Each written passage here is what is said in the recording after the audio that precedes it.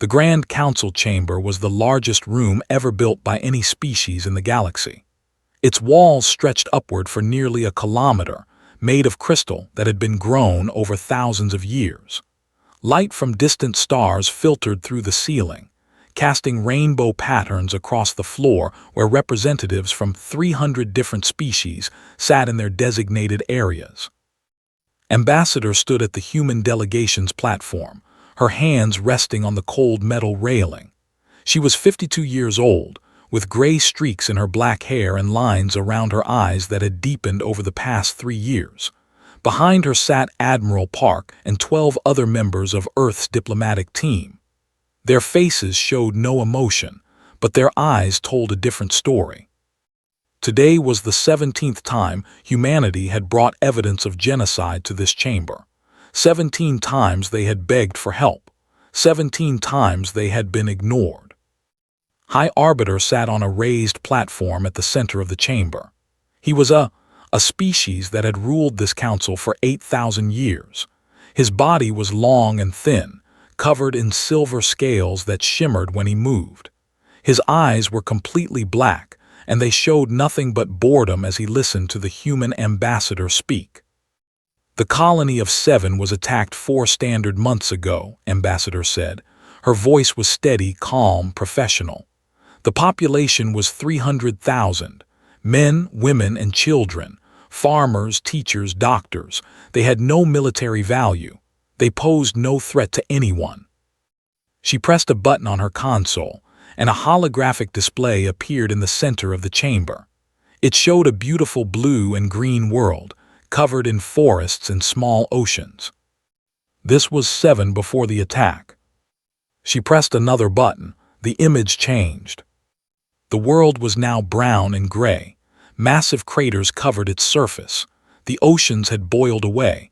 Nothing lived there anymore. This is 7 now, Ambassador continued. The fleet arrived without warning. They destroyed the evacuation ships first. Then they bombed the surface for 6 hours. Then they landed troops to kill any survivors. She paused, letting the image sink in.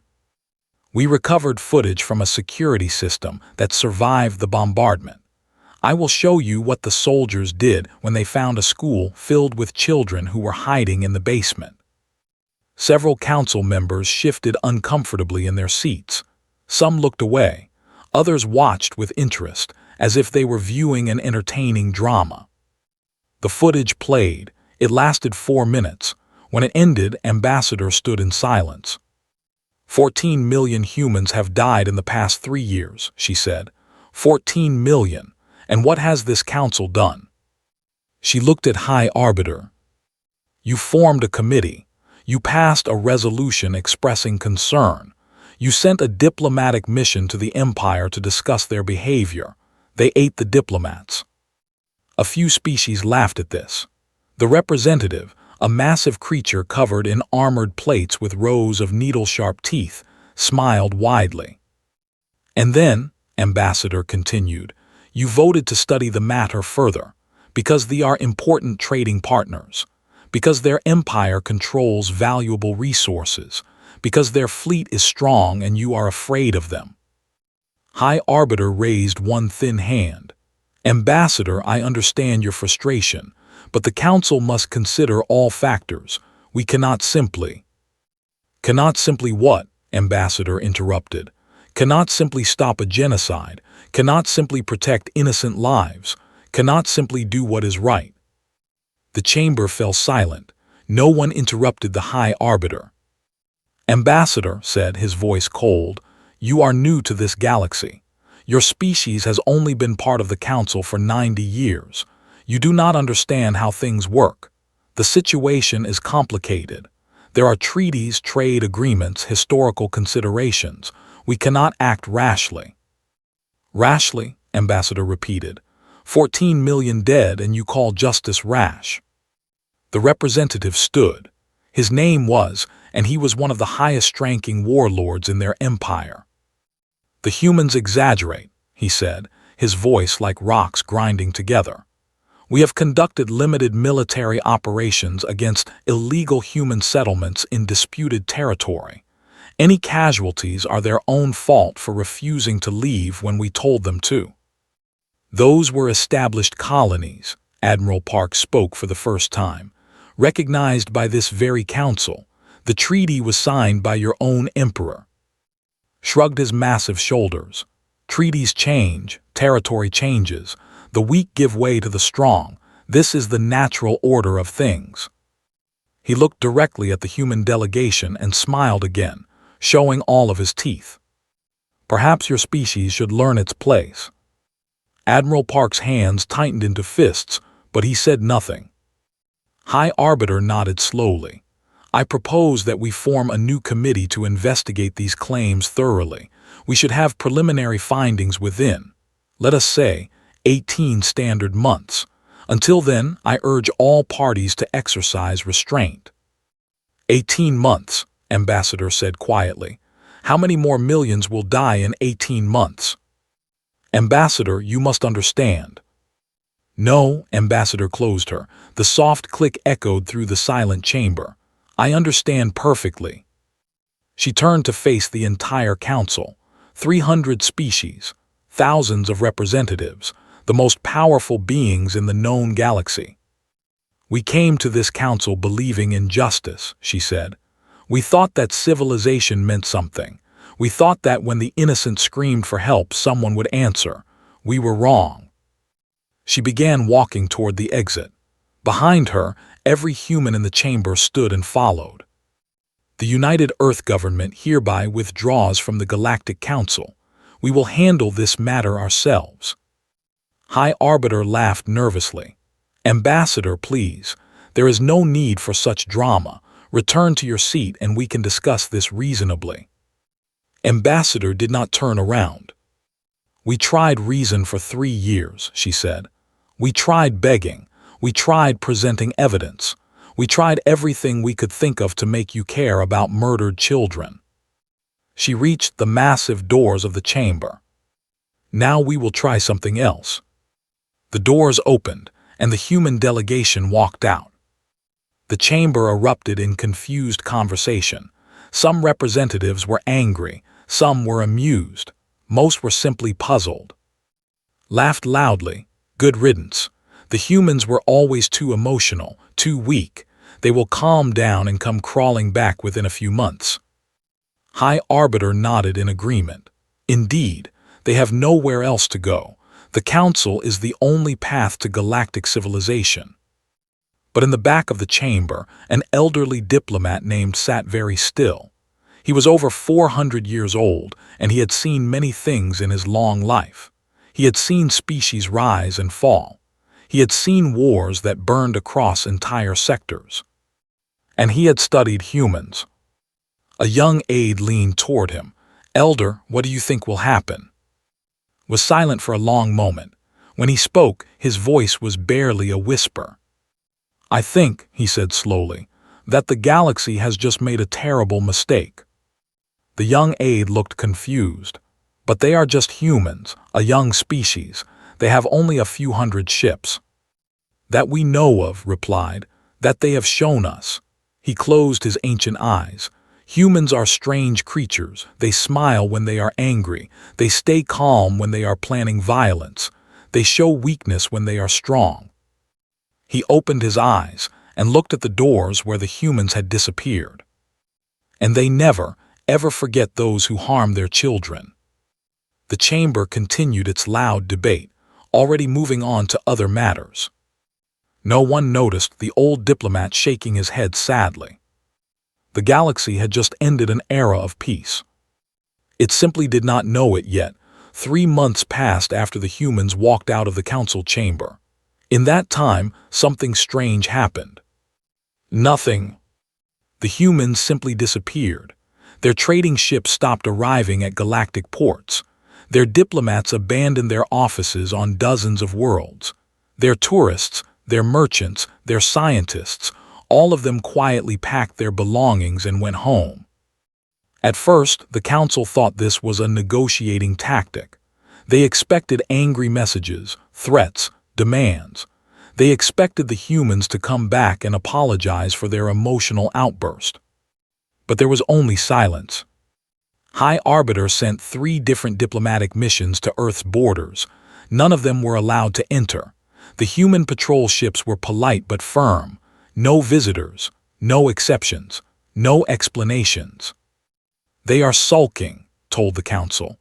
Like children who did not get what they wanted, they will return when they realize they need us. The Empire agreed. Warlord continued his military operations against the remaining human colonies near space. He expected the humans to fight back, to give him an excuse for a larger war. But the humans did not fight.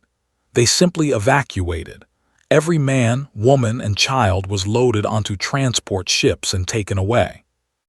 Cowards said to his officers, "I told you they were weak." His officers agreed, because disagreeing with usually meant death. But something about the evacuations bothered the intelligence officers. The humans were too organized, too calm. They moved millions of people without panic, without confusion. Their ships arrived on exact schedules and departed the moment loading was complete. This was not the behavior of a frightened species running away. This was the behavior of a species preparing for something. Far away, in the frozen darkness beyond Earth's solar system, General Bay stood on the bridge of a ship that did not officially exist. The vessel was called the Hammer of Dawn, and it was the flagship of a fleet that no alien had ever seen. "Status report," General Bay said. His aide, a young officer named Shin, checked her displays. "All evacuations are complete, General. Every human citizen has been brought home from alien space. Total population relocated, 47 million. And our production facilities operating at full capacity. The Cloud shipyards have completed 300 new warships in the past 2 months. The Luna factories have produced enough weapons to arm them all." General Bay nodded slowly. He was an old soldier, with white hair and a face carved by decades of service. He had fought in Earth's last great war, 50 years ago, when humanity had united against itself for the final time. He had hoped never to command troops in battle again. But hope was a luxury he could no longer afford. "Show me the protocol," he said. The main screen flickered to life, displaying a map of the galaxy. Thousands of red dots marked military installations, bases, shipyards, supply depots, command centers. Blue lines connected them, showing patrol routes and communication networks. For 60 years, since humanity had first encountered alien life, Earth's leaders had prepared for the possibility that the galaxy would turn hostile. They had built secret facilities. They had developed weapons in hidden laboratories. They had created plans for every possible threat. There were threat category 7, a militaristic empire with superior numbers but predictable tactics. They believe they are the dominant military power in this region of space, General Bay said. They have 12,000 warships. We have shown them only 300. Captain Shin looked at him. "How many do we actually have, General?" Bay allowed himself a small smile. "Enough." He pressed a button and the map changed. Now it showed Earth's true military strength, the ships hidden in the cloud, the weapons platforms disguised as mining stations, the carrier groups waiting in the darkness between stars. "They made a mistake," General Bay continued. "They saw that we came to the Council and begged for help. They saw that we did not fight back when they attacked our colonies. They concluded that we were weak." He turned to face his officers. "They did not understand that we were being patient. We were giving the galaxy a chance to prove that civilization meant something. We were hoping that justice existed somewhere among the stars." His voice hardened. "It does not, so now we will create it ourselves." Captain Shin received her orders that night. She commanded the Silent Fury, a stealth carrier equipped with technology that could not detect. Her mission was simple: map every military target in the Empire without being seen. For 2 months she moved through enemy space like a ghost. Her scouts recorded patrol schedules, counted ships, identified commanders. They found the weaknesses in defenses, the gaps in their sensor networks, the supply lines they depended on, the communication hubs they could not function without. When she returned to Earth space, Captain Shin carried enough information to destroy an empire. On the day she delivered her report, Director Han of Earth Intelligence Services was waiting in General Bay's office. He was a thin man with glasses and a quiet voice, but his eyes missed nothing. "We have a problem," Director Han said. "They have attacked New." General Bay's hands tightened on his desk.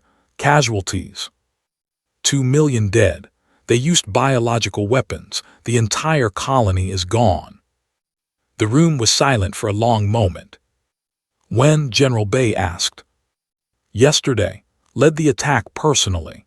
He broadcast a message to the surviving colonies, telling them they had 1 month to surrender or face the same fate." General Bay closed his eyes. He thought of the children on New, the families, the ordinary people who had just wanted to live their lives in peace. "Contact Admiral Park," he said finally. "Tell him the timeline has moved up. We launch in 72 hours. Director Han nodded and left the room. Captain Shin remained. "General, may I speak freely?" "Always." "Are we ready, truly ready?" General Bay stood and walked to the window. Outside, he could see the shipyards, massive structures filled with vessels of war. Thousands of men and women worked day and night, preparing for what was to come. "No one is ever truly ready for war," he said. "But we have done everything we can. We have built our ships. We have trained our soldiers. We have identified our targets." He turned to face her. "They believe they are hunters and we are prey. In 72 hours they will learn the truth." "And what is the truth, General?" Bay's expression was calm, but his eyes burned with cold fire. "The truth is that humanity is the most dangerous species this galaxy has ever seen. We simply choose not to show it unless we have no other choice." He looked back at the window. "They have taken that choice away from us. Now they will face the consequences." Across human space, the message went out through secure channels. Ships powered up their engines. Soldiers said goodbye to their families. Pilots ran final checks on their fighters. The galaxy still did not know what was coming.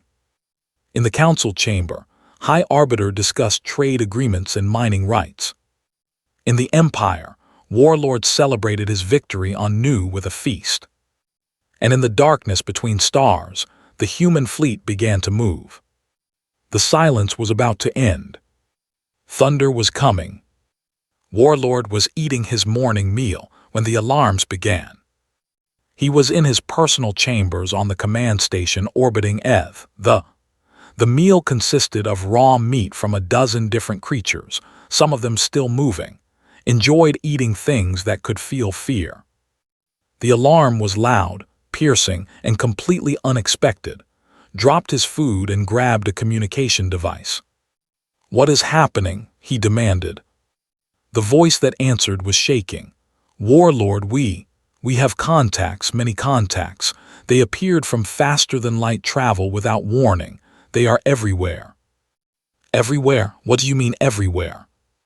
"The Warlord, the shipyards at, the fleet bases at, and everywhere. They are everywhere." His blood ran cold. "How many ships?" There was a pause. The officer's voice came back as barely a whisper. "Thousands, Warlord. There are thousands of them, and they are already firing." 1 hour earlier, Admiral Park had stood on the bridge of his flagship, the United Earth ship Vengeance. Around him, his crew worked in focused silence. They had trained for this moment for years. They knew exactly what to do. "All fleet commanders report ready," his aide announced. "Final check. Are all civilian areas confirmed clear of military targets?" "Confirmed, Admiral. All strike packages are aimed at military installations only. Shipyards, weapon platforms, command centers, fleet bases. No population centers." Park nodded. "Good. We are not monsters. We do not kill civilians, not even theirs." He looked at the tactical display. 247 human warships were positioned around the Alone. Hundreds more were in position throughout the Empire. All of them were waiting for one signal. "Open a channel to all ships," Park ordered. His voice went out to every vessel in the fleet. "This is Admiral Park. You all know why we are here. For 3 years we asked for justice. For 3 years we were ignored. 14 million of our people are dead. Our colonies have been burned. Our children have been murdered." He paused. "Today we answer. Today they learn that there is a price for genocide. Today the galaxy learns that humanity is not to be dismissed." He straightened his uniform. "But remember who we are. We target military forces only. We do not bomb cities. We do not kill the innocent. We are not them. We will never be them. We are the sword of justice, not the knife of revenge." He took a deep breath. "All ships, commence operation. May God forgive us for what we are about to do." The defense grid was considered the strongest in the galaxy. Thousands of weapon platforms surrounded Ev. Hundreds of warships patrolled its orbit. Their sensors watched every approach, ready to destroy anything that came close. None of it mattered. The human ships did not approach slowly. They emerged from faster-than-light travel, already inside the defense perimeter, appearing in perfect formation with their weapons already charging. Wing Commander O led the first attack wave. She was 34 years old, with black hair cut short and eyes that showed no fear. Her fighter squadron, the Black Wolves, had trained in secret for 5 years. "All wolves, this is Wolf Leader. Stay in formation. Hit your assigned targets. Watch for friendly fire." Her squadron dove toward the orbital platforms. Gunners tried to track them, but the human fighters were too fast. They moved in patterns they had never seen, attacking from angles that should have been impossible. Commander O fired her first missile. It struck a weapon platform and turned it into a ball of fire. Around her, her pilots did the same. In the first 3 minutes, they destroyed 40 platforms. Above them, the heavy cruisers engaged the fleet. The ships were large and powerful, designed to crush enemies through sheer force. They had never faced an enemy that could match them. They faced one now. Human ships were smaller, faster, and equipped with weapons the galaxy had never seen. Quantum phase missiles passed through shields like they did not exist. Gravity cannons crushed armor like paper. Hunter-killer drones swarmed larger vessels, finding weak points and tearing them apart. The fleet fought back with everything they had. They managed to destroy some human ships. Their crews died bravely, fighting to the end. But it was not enough. On his command station, Warlord watched his empire's military power burn. His fleet was dying. His shipyards were exploding. His command network was falling apart as station after station went dark. "How?" he shouted. "How is this possible? They had 300 ships. They were weak. They ran from us." No one answered. His officers were too busy trying to coordinate a defense that was already lost. A new voice came through the communication system. It was calm, clear, and human. "Warlord, this is Admiral Park of the United Earth Fleet." Grab the communicator. "Human, what is the meaning of this? This is an act of war. The Council will." "The Council does not matter anymore. You made sure of that when you killed our people while they watched and did nothing." Park's voice remained steady. "You killed our children, Warlord. You burned our homes. You laughed when we begged for justice. You called us weak. You said we should learn our place." There was a pause. "We are no longer begging, and we have learned our place. It is standing over your empire's corpse. You cannot do this. We have allies the Council will send. The Council will do what they always do. Nothing. And by the time they finish debating, this war will be over. Your military will be destroyed. Your empire will be defenseless. And you will face justice for your crimes." The channel went dead. Screamed with rage and threw the communicator against the wall. Outside his window, another warship exploded. 6 hours after the attack began, it was over. They had lost 60% of their fleet. Every major shipyard was destroyed. Every command station was captured or burning. Their military network was crippled. Civilians watched the sky in horror. Debris from destroyed ships rained down into the upper atmosphere, burning like falling stars. But no bombs fell on their cities. No troops invaded their homes. The humans had kept their word. They targeted only military forces. Admiral Park broadcast one final message to all forces. Your fleet is destroyed. Your military infrastructure is gone. You have one choice: surrender and your civilians will not be harmed. Your soldiers will be treated as prisoners of war. Your species will survive. He paused. Refuse and we will continue until nothing remains. This is not a threat. It is a promise. You have 6 hours to respond. In the council chamber, the representatives had gathered in emergency session. The news from space had arrived only minutes ago, but already panic was spreading. The humans have attacked, High Arbiter shouted. This is an outrage, we must. Must what? The elder interrupted. Send our fleets to fight them, after what they just did to The chamber fell silent. We ignored them, continued. We watched while their people were murdered. We told them to be patient, to wait, to trust in our system. And now they have shown us what patience really means. He looked at. The humans were never weak, Arbiter. They were waiting to see if we would do the right thing. We did not, and now they are doing it themselves. Silver Scales had gone pale, but what do we do? Shook his head sadly. We watch, we learn, and we pray they forgive us for our failure. The galaxy had changed in 6 hours. And it would never be the same again. The war lasted 8 months, but the outcome was decided in the first week. After the initial attack, the surviving forces tried to regroup. They still had thousands of ships scattered across their empire. They still had millions of soldiers.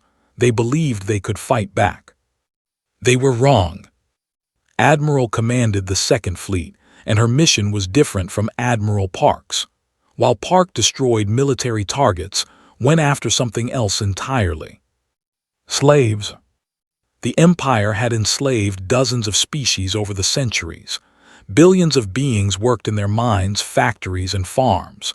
They had no rights, no freedom, and no hope. They were born, worked, and died as property. Admiral intended to change that. Her fleet arrived at 4, a mining world deep in space. The planet's surface was covered in massive digging machines, each one operated by thousands of enslaved workers. Overseers watched them with weapons ready, killing anyone who worked too slowly.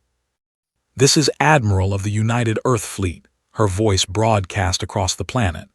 To all enslaved beings, your liberation has begun. To all military personnel, surrender immediately or be destroyed. The garrison did not surrender. They began killing slaves instead, hopping to use them as shields. They had badly misjudged the situation. Human landed across the planet within minutes.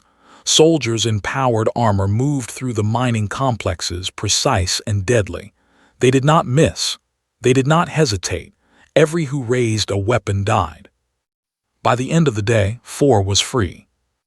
The slaves, beings of a dozen different species, stood blinking in the sunlight. Many of them had never seen the sky. Many had been born in the mines and had never known anything else. A young human officer named Sergeant approached a group of freed slaves. They were small creatures, barely reaching her waist, with large eyes and trembling hands. They looked at her uniform, at her weapon, and cowered. "It is all right," she said softly. "No one will hurt you anymore." The oldest of them, a female with gray fur and scars covering her body, looked up at her. "Why," she whispered, "why did you come for us? We are nothing, we are no one."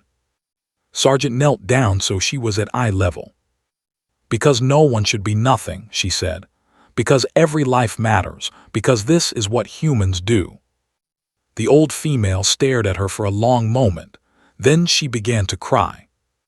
Across the empire, the same scene repeated itself. Human forces liberated world after world. Billions of enslaved beings saw sunlight for the first time. Families that had been separated for generations were reunited. And something unexpected happened. The freed slaves did not want to simply go home. They wanted to fight. A being named, who had spent 40 years in the mines, approached Admiral with a request. He was twice the size of a human, with thick scales and arms made powerful by decades of hard labor. "Give me a weapon," he said. "Teach me to fight. Let me help you destroy them." Admiral looked at him. "This is not your war. They stole my family. They killed my children. They took everything from me." Eyes burned with a lifetime of rage. "This is absolutely my war." Admiral nodded slowly. "Then welcome to the fleet." Within weeks, the liberation forces had grown to include soldiers from 30 different species. They were not as well trained as humans, but they knew the Empire better than anyone. They knew its secrets, its weaknesses, its hidden facilities. And they had no mercy for their former masters. The Galactic Council watched all of this with growing fear. Some species secretly cheered for humanity. They had always hated them but had been too afraid to act. They sent quiet messages of support, offered intelligence, and looked the other way when human ships passed through their space. Others were terrified. If the humans could destroy the Empire, what was to stop them from doing the same to anyone else? High Arbiter tried to organize a coalition against Earth. He called emergency meetings, made speeches about the threat of human aggression, and demanded that other species contribute ships to stop the invasion. His efforts failed completely. "You want us to fight the humans?" one representative asked incredulously. "Did you not see what they did to the fleet in 6 hours?" "We must stand together against this threat," insisted. "The humans are not attacking us. They are only attacking the same who committed genocide while you did nothing." The representative shook his head. "No, Arbiter, you created this situation. You can deal with it yourself." One by one, the council members refused to help. Some were afraid. Some secretly approved of what humanity was doing. Some simply did not care. His coalition collapsed before it even formed. 6 months into the war, Ambassador reappeared. She arrived at a neutral station on the edge of council space, where representatives from a dozen species had gathered to discuss the war. She looked exactly as she had the day she walked out of the council chamber, calm, professional, and completely in control. The elder was there. He approached her with cautious respect. "Ambassador, it has been a long time." "Elder, I remember you from the council. You warned them what would happen." The old nodded sadly. "I did. They did not listen." "No, they never do." She looked at the gathered representatives. "But perhaps now they will." The negotiations were brief. Ambassador was not interested in compromise. "The war will end when they surrender unconditionally," she said. "Their military leadership will face trial for genocide. Their empire will be dismantled. The species they enslaved will be freed and given the resources to rebuild their worlds." "And then what?" one representative asked. "Will the humans demand territory, power, control of the council?" Ambassador smiled slightly.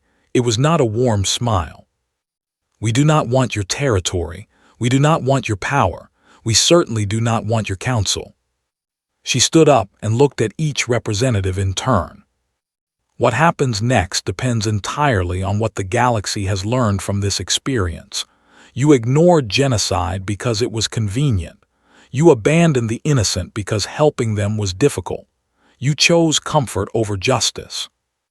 Her voice hardened. "If you continue to make those choices, there will be more wars, more suffering, more species rising up against oppression because no one else will protect them, and humanity will remember who stood with us and who did not." She walked toward the door.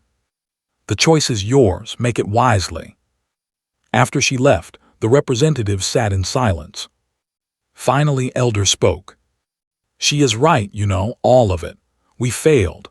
Not just the humans, everyone the hurt, every species they enslaved, every world they destroyed. We watched it happen and did nothing because it was easier that way." He looked at the others. "Perhaps it is time we became the civilization we pretend to be." No one argued with him. On the battlefield, they continued to lose. Their remaining forces were scattered, disorganized, and demoralized. Many commanders surrendered without fighting. Some even turned on their own leaders, hoping to earn mercy from the humans. Warlord refused to surrender.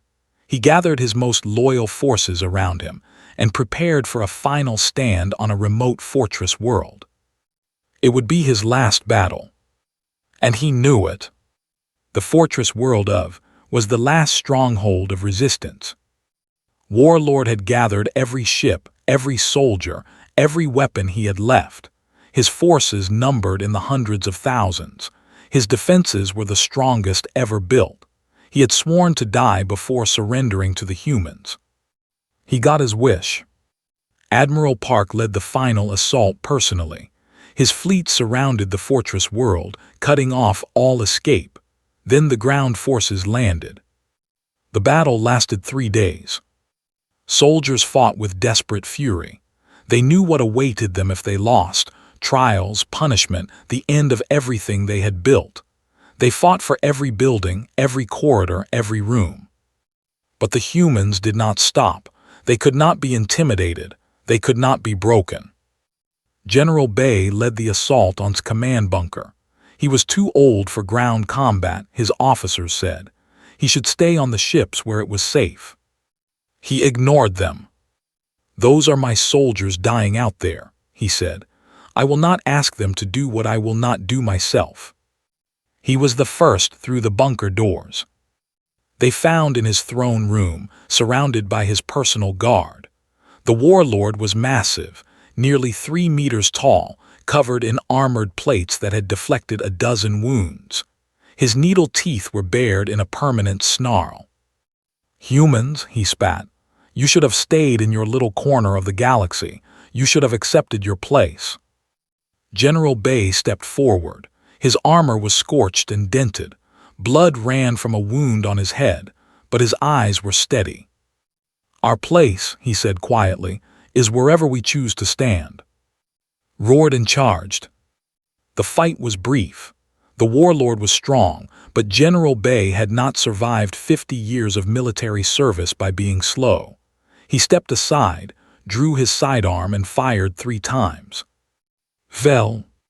He was not dead. The shots had been aimed to wound, not kill. General Bay stood over him, looking down at the creature who had ordered the deaths of millions. "You wanted to know our place," Bay said. "Now you know. We are the ones who stop monsters like you." He turned to his soldiers. "Take him. He will stand trial for his crimes.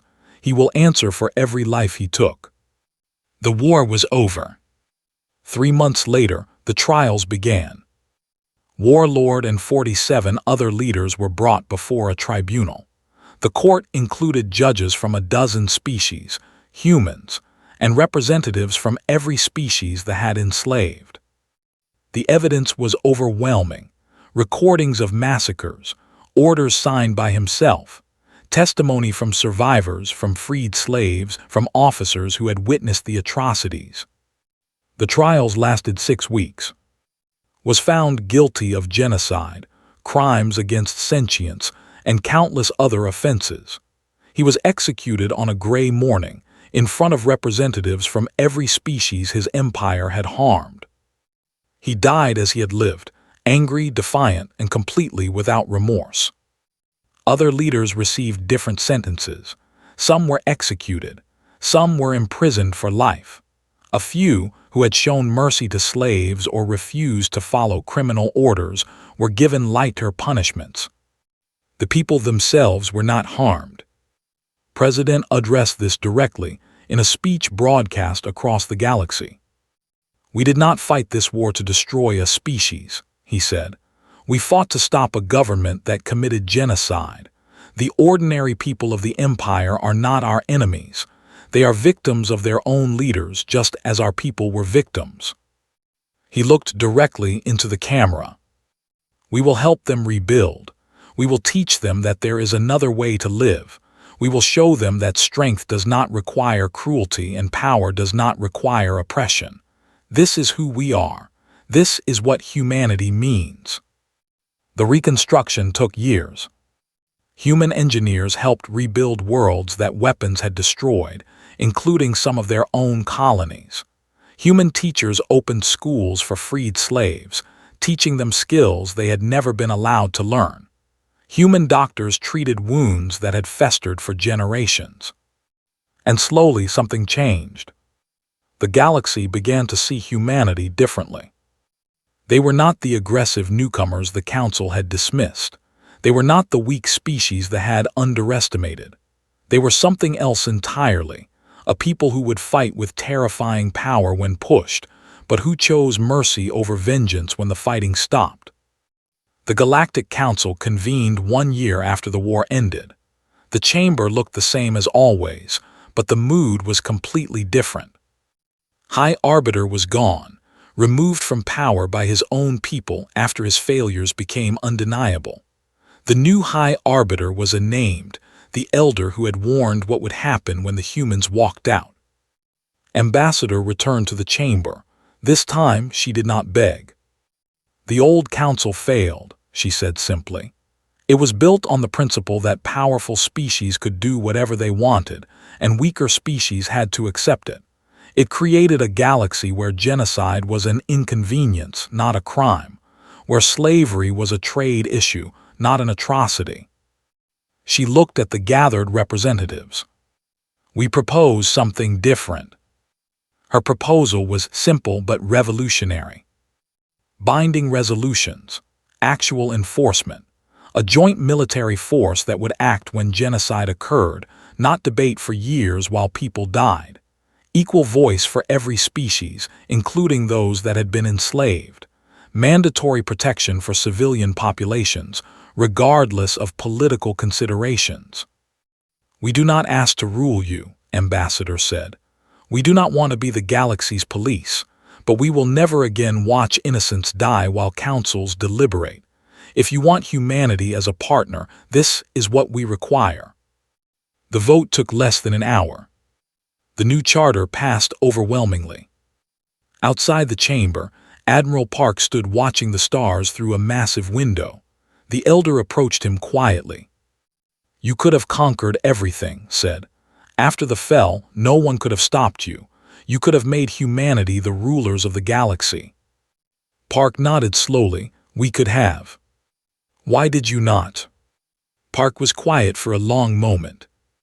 "Because then we would have become them," he said finally. The council that ignored genocide, every empire that ever used strength to crush the weak. We would have won the war and lost ourselves." He turned to face the old. "We just wanted to protect our people. We just wanted justice for the ones we lost. We did not want power over others. We never did." Studied him carefully. "And what do you want now?" Admiral Park looked back at the stars, the billions of worlds, the countless species, the infinite possibilities of the universe. "Peace," he said. "Real peace. Not the kind that comes from everyone being too afraid to fight, but the kind that comes from everyone being treated fairly. Justice for all, not just the powerful. Protection for the weak, not just the strong." He smiled slightly, the first smile had seen from him. "Is that too much to ask?" Shook his head slowly. "No," he said, "I do not think it is." 5 years later, a young student sat in a classroom on a world that had once been a. Her teacher was a human woman named Sergeant Lee. She was old now, with gray hair and lines on her face, but her eyes were still kind. She had fought in the war. She had lost friends, seen terrible things, done things she would never forget. But now she was a teacher. The young raised her hand. "Sergeant Lee, may I ask a question?" Of course. My parents told me about the war. They said humans destroyed our military and freed our slaves and changed everything. She hesitated. They said humans could have killed us all. Why did you not? Sergeant Lee was quiet for a moment. Because that was not why we fought, she said finally. We did not want revenge. We wanted justice. We wanted to stop bad things from happening. We wanted to protect people who could not protect themselves. She looked at the class, young beings of a dozen species, including all learning together. War is easy, she said. Hatred is easy, but building something better, that is hard. That takes patience and kindness and courage. That takes believing that even your enemies can become something more. She smiled at the young. Your species did terrible things, but you are not your parents. You are not your leaders. You are you. And you get to choose what that means. The young thought about this for a long time. After class, she walked outside into the sunlight. Human and children played together on the grass. They chased each other, laughing, completely unaware of the history that surrounded them. To them, it was just a normal day. The young watched them for a while. Then she smiled and went to join them. The galaxy had learned its lesson. And humanity had proven that mercy and strength could exist in the same heart. The war was over. The future had begun.